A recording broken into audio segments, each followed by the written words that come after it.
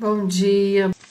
Hoje nós vamos falar de 2 Samuel, capítulos 19 ao 21, ainda envolvendo as consequências do pecado de Davi. Nós terminamos o capítulo 18 lendo que Davi ficou muito consternado, ficou realmente mal com a morte do filho Absalão, mesmo que o povo visse que tinha sido uma vitória ele vencer a guerra. Mas o povo via somente como se fosse o rei vencendo a guerra, mas não viram o pai que estava perdendo um filho e percebendo que era a consequência do pecado dele. Então nós terminamos o capítulo 18 de 2 Samuel dessa forma. E vamos ler então aqui o versículo 1 do capítulo 19. E disseram a Joabe: eis que o rei anda chorando e lastima-se por Absalão. Ou seja, ele não ficou um dia. Foram alguns dias de choro, de desespero, ao ponto de a cidade, o povo, ver o que estava acontecendo. E o versículo 2, então a vitória se tornou naquele mesmo dia em tristeza para todo o povo, porque naquele mesmo dia o povo ouvira dizer: muito triste está o rei por causa de seu filho. Então o povo começou a saber já no dia que o filho morreu, já ouviram do desespero de Davi? E esse desespero continuou. Versículo 4, e o rei gritava a alta voz: meu filho Absalão, meu filho Absalão. Lembrando que ele já tinha perdido Amnon. A filha era uma filha que nesta época não casaria mais, porque havia sido abusada.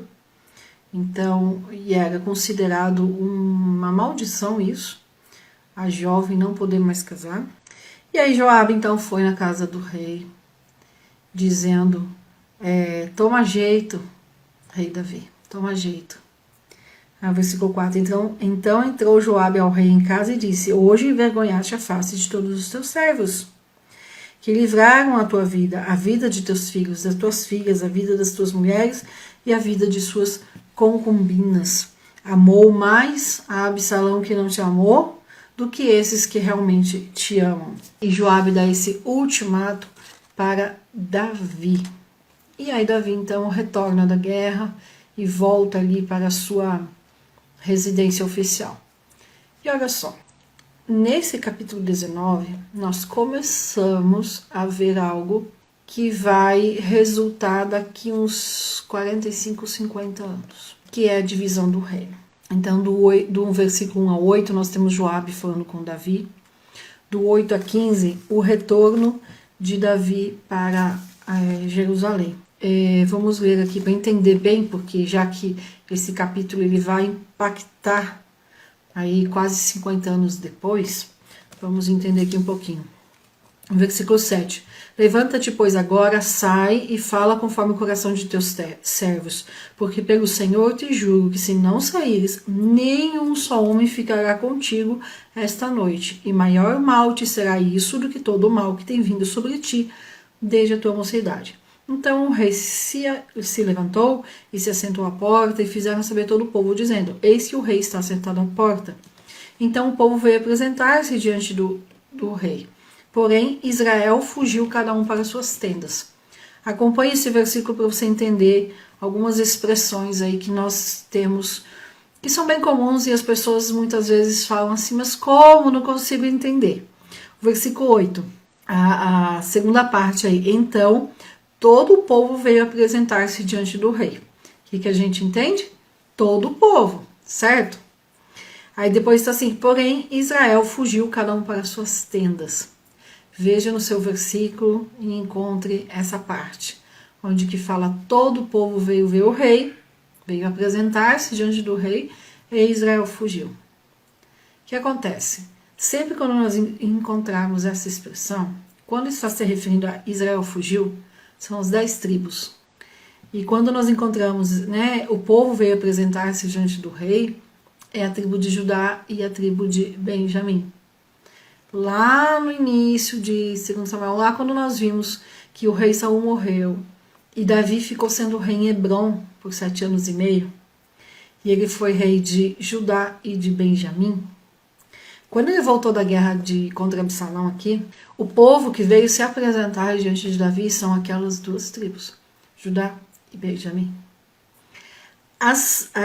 Porém Israel fugiu cada um para suas tendas, são as 10 tribos, também conhecidas tribos do norte, tá? Só para a gente entender aí que já tinha. Então olha só, quando Saul morreu e Davi se tornou rei só lá em Hebron, né, de Judá e de Benjamim, depois ele unificou. As outras 10 tribos vieram e pediram para ele ser rei de todas, porque era uma promessa de Deus, ele havia sido ungido rei para todo Israel. E aí, nós comentamos aqui, eles ficaram 3 dias e 3 noites ali fazendo festa, porque a nação estava unificada. Com essa questão de Absalão aqui, inclusive o profeta Natan tinha falado, né, lá em 2 Samuel 12, versículos 10 e 11, que a espada não ia se apartar mais da casa de Davi. Então, uma das consequências do pecado de Davi foi justamente o reino. Ele começa a se dividir. Aqui é uma divisão política, é uma divisão do povo, vamos dizer assim, não é ainda uma divisão executiva, uma divisão, um racha nacional, vamos dizer assim. Mas as tribos de Israel, as outras 10 tribos, simplesmente não estavam de acordo com Davi. Teve ali esse princípio de revolta e foram para suas tendas. Eles não queriam Davi nesse momento.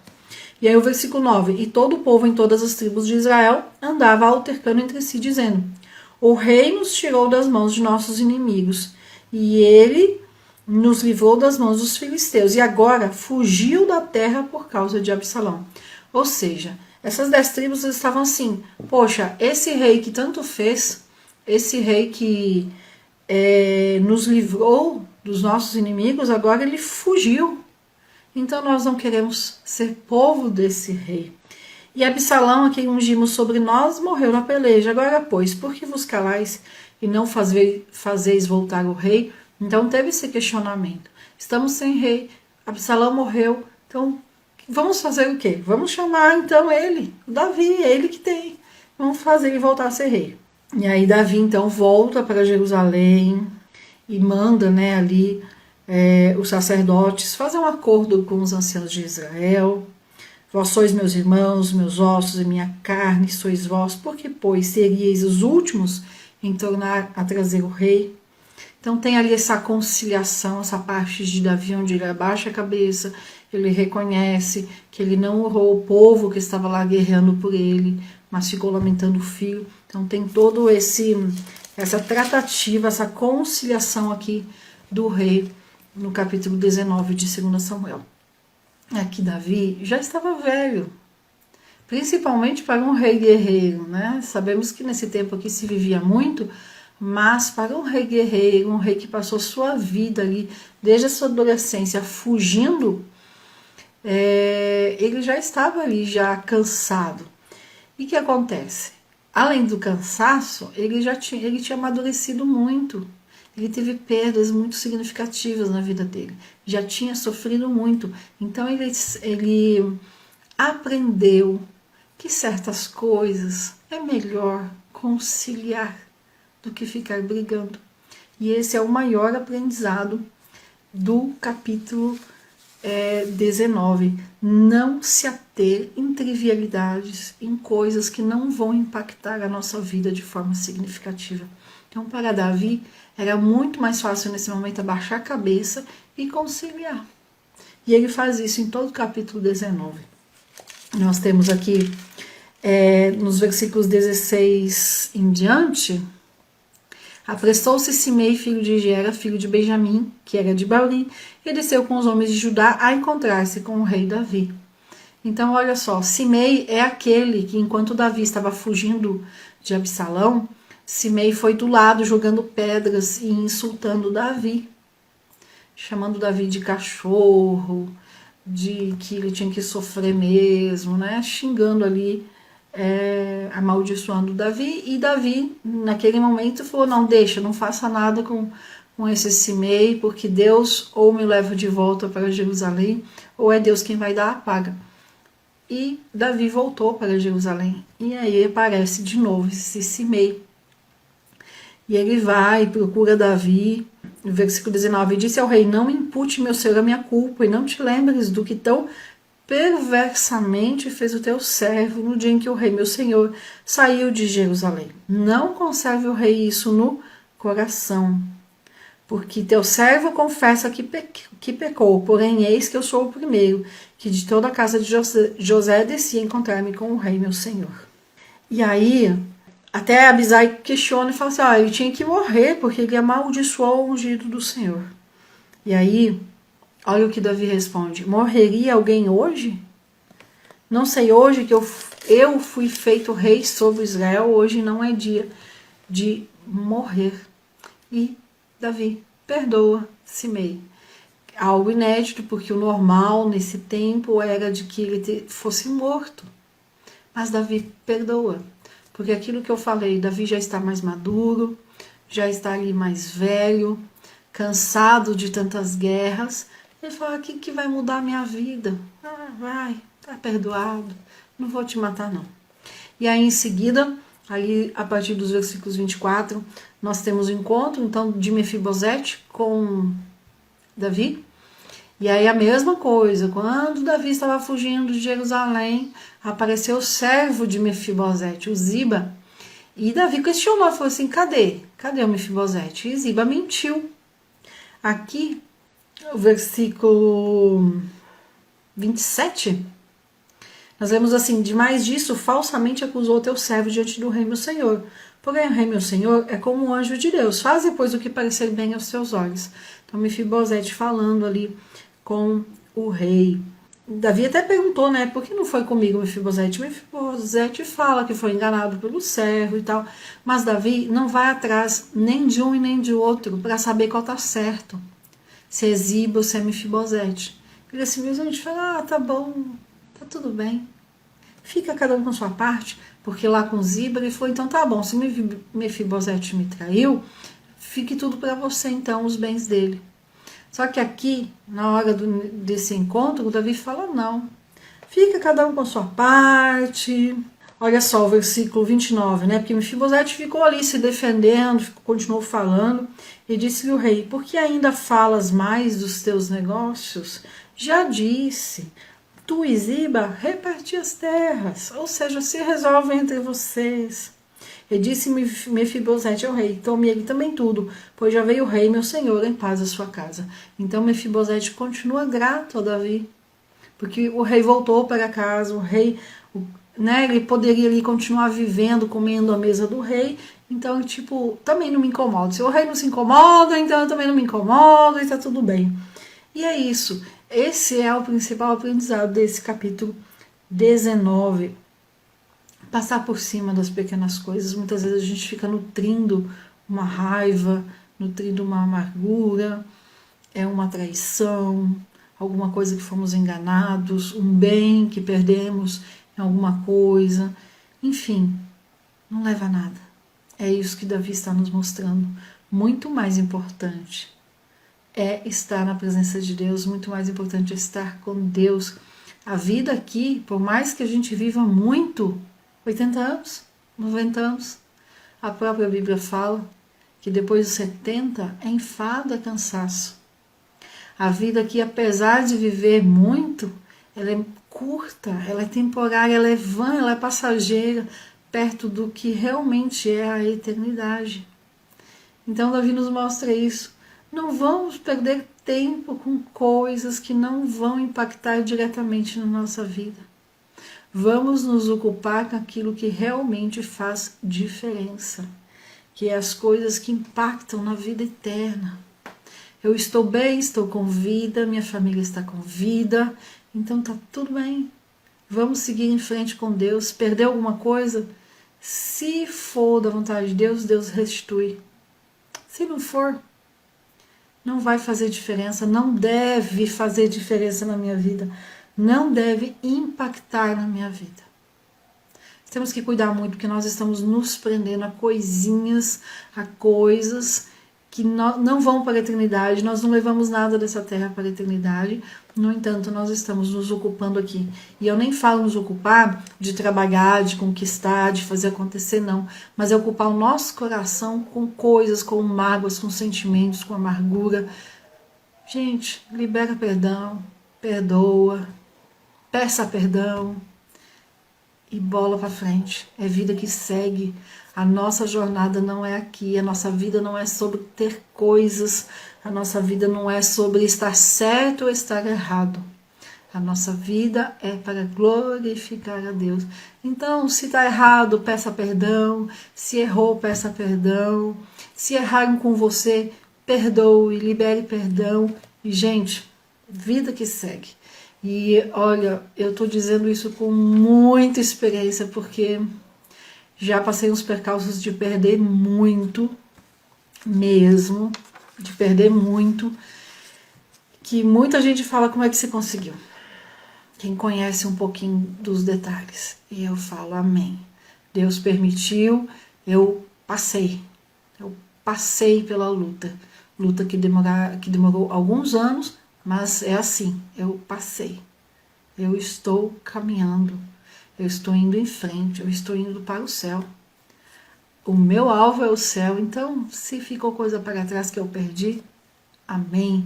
Quem ficou com as coisas, que usufrua, seja abençoado e não perca a salvação por causa disso. Não fique colocando a sua vida no peso dessas coisas, né? Ou, enfim, nos ganhos e nas perdas dessa vida.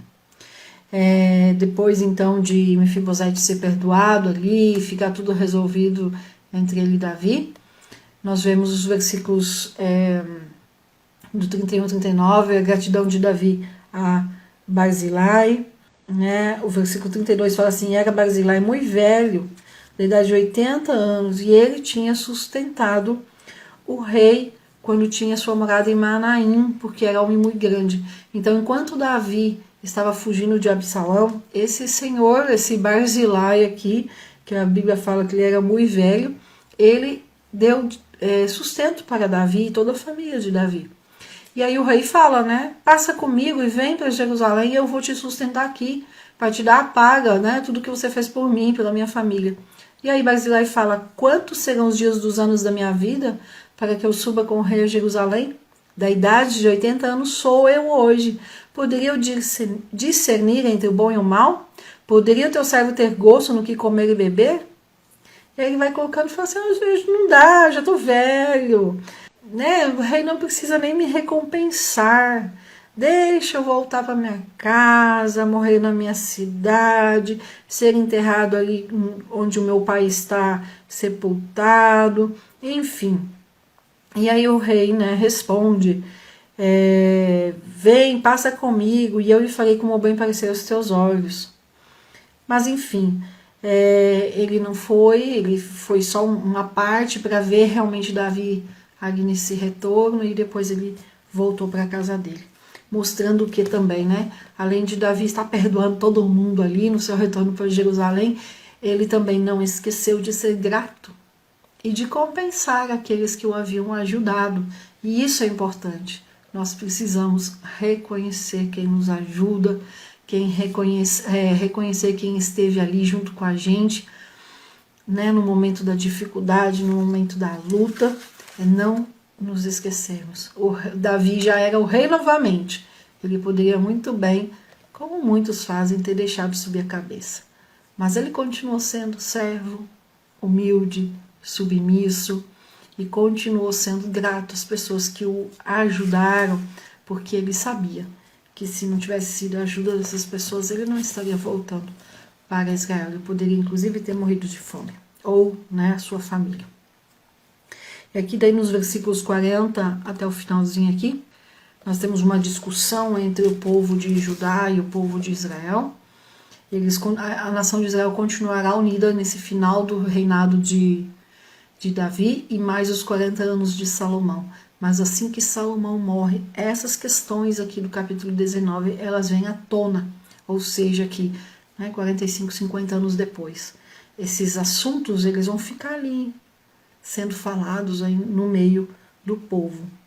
Vamos ler aqui o versículo 43. E responderam os homens de Israel, os homens de Judá, e disseram: 10 partes temos no rei. Porque eram 10 tribos ali, tá?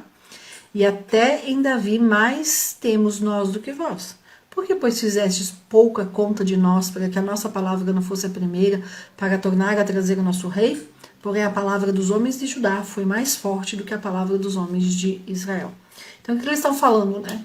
Que quando Davi voltou para Jerusalém, o povo de Judá e ali a tribo de Benjamim ficaram ali com o rei e colocaram ele imediatamente, né? Assumiram, aceitaram o reinado de Davi de novo.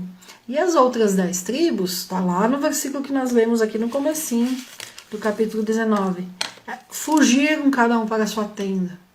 Só que daí depois, quando colocaram Davi de novo como rei de toda a nação, eles reclamaram, falaram assim: ó, Judá, nós somos em 10, nós temos 10 partes no reino de Davi. Por que vocês então tomaram a frente? Eles fugiram para as tendas, mas se incomodaram depois, porque Judá colocou Davi, né, aceitou ali Davi como rei antes do que eles. Ou seja, eles estavam reclamando de algo que eles mesmos haviam provocado. E essa reclamação, isso aqui só vai ser fomentada por baixo dos panos aí nas próximas décadas, até explodir na divisão do reino. Nós vamos ver lá em Reis, lá no comecinho de Reis, capítulo 10, 12 aí de 1 Reis. Então, o que fica do 19 pra gente, né? Tem muito detalhe histórico, que muita coisa que nós vamos trazer de novo, aí principalmente quando estivermos lendo Reis, o primeiro livro de Reis. Capítulo 19 que fica então é sobre não se ater em trivialidades, em coisas pequenas, e nem nessas coisas sentimentais, de perdão, de amargura, porque não leva a nada, só tira, na verdade. Capítulo 20, Davi precisa lidar com uma revolta dessas, não das 10 tribos de uma forma conjunta, mas de pessoas de cada tribo aí que se juntaram na liderança desse homem chamado Seba, que a própria Bíblia fala aqui, um homem de Belial. Ele juntou o povo, tocou buzina e falou: não temos parte em Davi, nem herança no filho de Jessé, cada uma suas tendas, ó Israel. Então ele começa ali uma revolta do povo contra Davi. E Abisai e Joabe lideraram então as tropas de Davi, as tropas do exército de Davi, e foram atrás de Seba e garantiram a vitória a Judá, né? Ou seja, subjugaram ali os rebeldes. E o que eu quero chamar aqui a atenção, nesse capítulo 20, até indo mais rapidinho, é o seguinte, versículo 14. Esse Seba, ele começa a se esconder do exército, porque o exército liderado por Joabe e Abisai, estava atrás dele. O que acontece? Onde o exército ia atrás dele, o exército ia destruindo, ia atacando ali e destruindo. E aí no versículo 14, nós vemos assim: e passou por todas as tribos de Israel até Abel Bet-Maaca, e a todos os beritas, e ajuntaram-se todos e também o seguiram. Ou seja, estava ali a perseguição. E vieram e o cercaram em Abel Bet-Maaca, e levantaram uma tranqueira contra a cidade, assim que já estava em frente do antemuro, e todo o povo que estava com Joabe batia no muro para o derrubar. Todo mundo querendo achar esse homem e destruindo por onde passavam. Óbvio, porque o povo estava ensandecido para pegar esse Seba. E aí o que acontece, né? A sabedoria de uma mulher livrou uma cidade de ser destruída.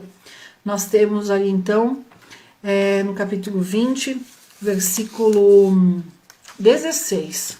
Ela não tem nome, mas ela ficou conhecida como uma mulher sábia. E como é que ela ficou conhecida como mulher sábia? Pelas palavras. Não foi pelos gritos, não foi por fazer algo, não, pelas palavras. Então, uma mulher sábia gritou de dentro da cidade. Ela gritou por quê? Para chamar a atenção de Joabe. Estava uma bagunça lá. O povo dentro da cidade se escondendo com medo da guerra. Joabe com o povo, com os valentes, com o exército do lado de fora. E vimos ali que os homens estavam batendo no portão da cidade, ou seja, devia estar uma gritaria. E por conta disso é que ela gritou, para chamar a atenção de Joabe e conseguir ser ouvida. Ouvi, peço-vos que digais a Joabe, chega-te para cá, para que eu te fale. Ou seja, ela queria falar com Joabe. Chegou-se ela e disse à mulher, tu és Joabe? Eu sou, disse ele. E ela lhe disse, ouve as palavras de tua serva. E ele disse, ouço. Preste atenção. Então foi ela dizendo, antigamente costumava-se dizer, certamente pediram conselho a Abel, e assim o cumpriram. Eu sou uma das pacíficas, ou seja, eu sou uma mulher de paz, e das fiéis em Israel.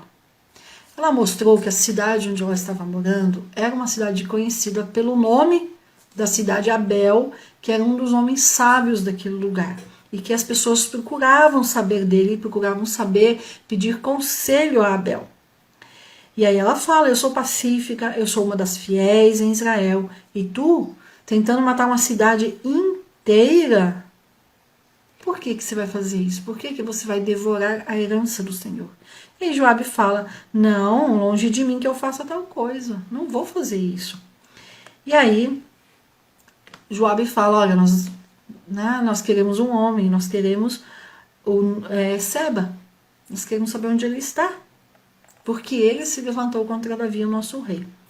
E a mulher, na sua sabedoria, está escrito isso, aqui no versículo 22, e na sua sabedoria entrou o povo, cortaram a cabeça de Seba e lançaram a Joabe. Então tocou a buzina e se retiraram da cidade, cada um para suas tendas, e a guerra acabou. Porque a mulher falou assim, olha, né, você quer o homem, nós vamos te dar ele então. Eis que te será lançada a sua cabeça pelo muro, ali no versículo 21. O que eu estou chamando atenção, né? Uma mulher que não tem nome, mas ela é conhecida como uma mulher sábia, uma mulher na sua sabedoria, resolveu a guerra ali. Teve morte? Teve, mas foi a pessoa que estava sendo procurada, e não a cidade inteira. Ela impediu, então, da cidade ser destruída por Joabe e por todo o exército. Esse é o ponto de destaque aqui no capítulo 20 de 2 Samuel. E o capítulo 21, nós temos uma coisa interessante aqui. E houve em dias de Davi uma fome de 3 anos, de ano em ano, ou seja, na mesma época. E Davi consultou o Senhor, e o Senhor lhe disse, por causa de Saul e da sua casa sanguinária, porque matou os gibeonitas. Ou seja, quantos anos depois, né? 40, 50? Quantos anos depois Deus traz à tona aqui a questão de Saul?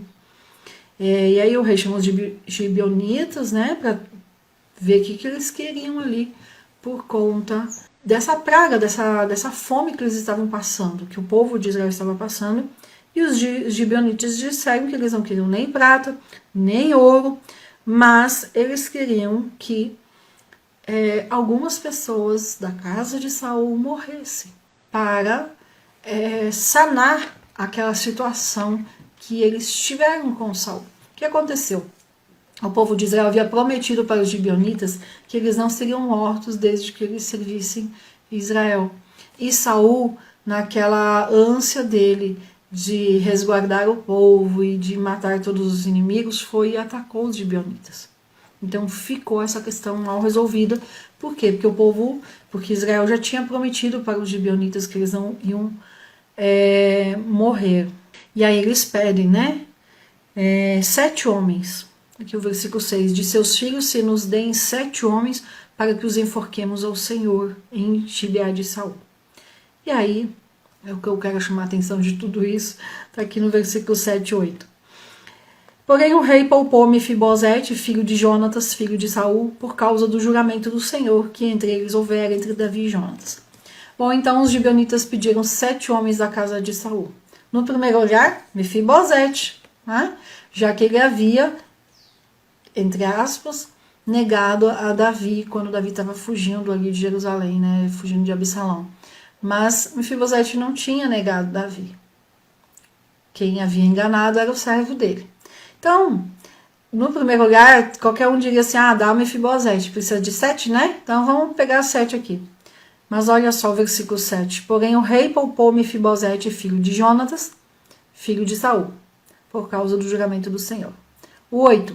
Porém tomou o rei os 2 filhos de Rispa, filho de Aiá, que tinha tido de Saul, a saber, a Hermone e a Mefibosete. E aí eu recebo a pergunta, Janaína, mas como assim?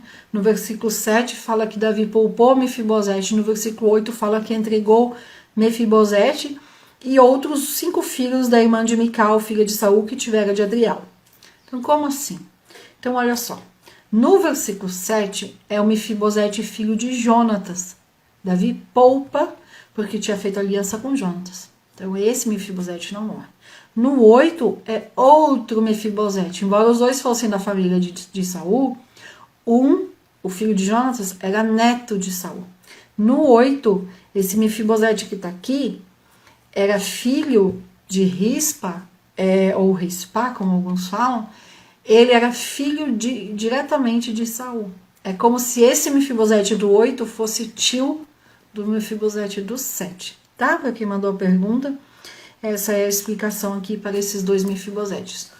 Um continuou comendo na mesa do rei e o outro morreu enforcado. E aí nós temos a tratativa aqui dessas mortes. Essa é uma passagem de difícil entendimento. Por que Deus ia exigir, ia dar essa fome para o povo de Israel por causa de algo acontecido há tantas décadas?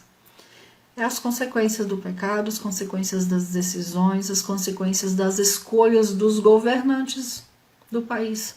Assim como nós hoje sofremos no Brasil as consequências de escolhas dos governantes de há muito tempo, assim com Israel.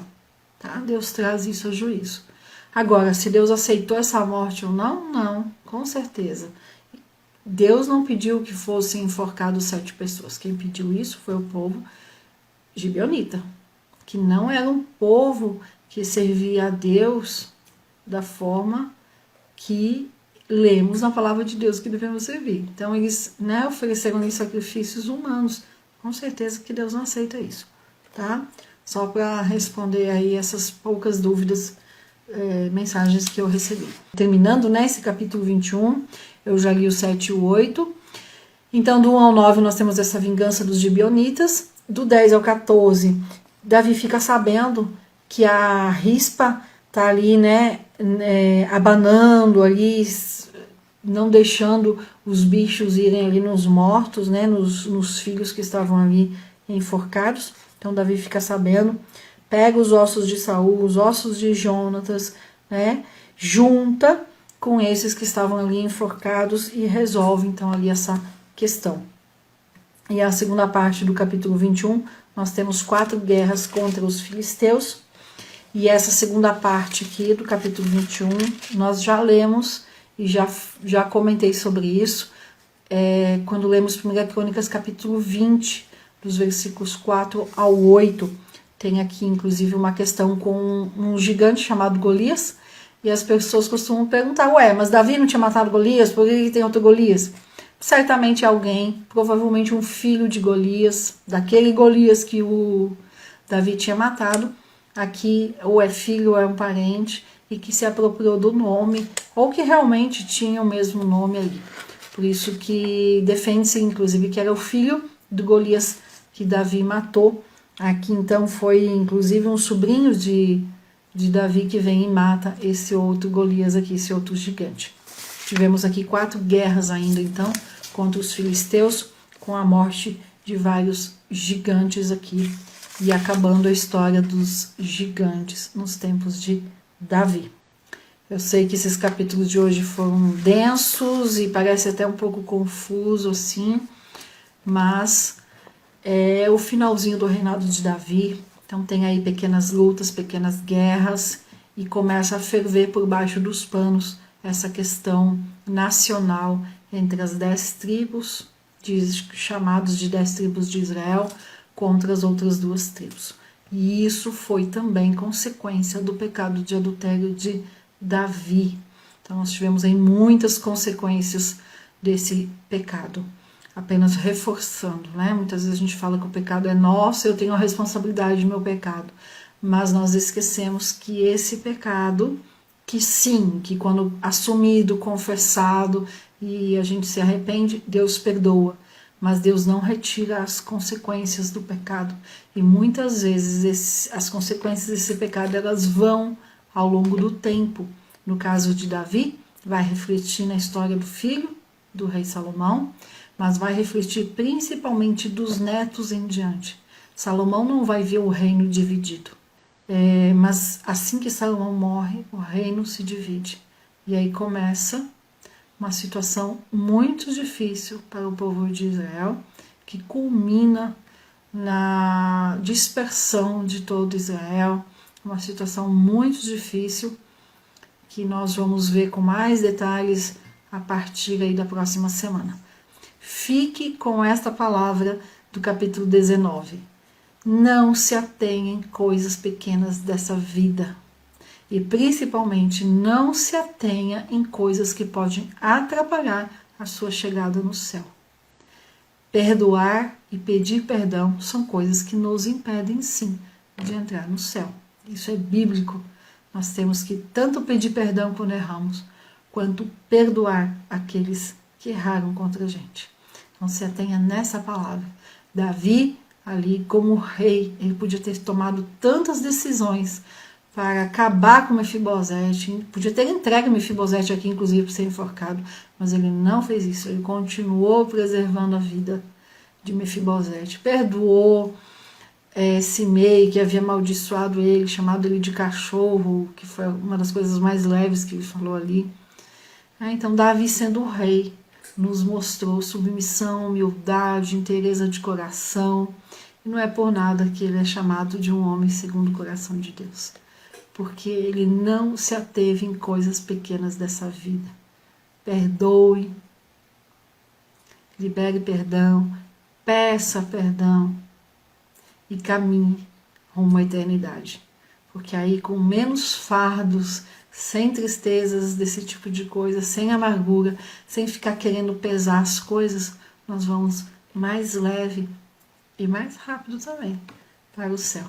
Amém? Deus abençoe.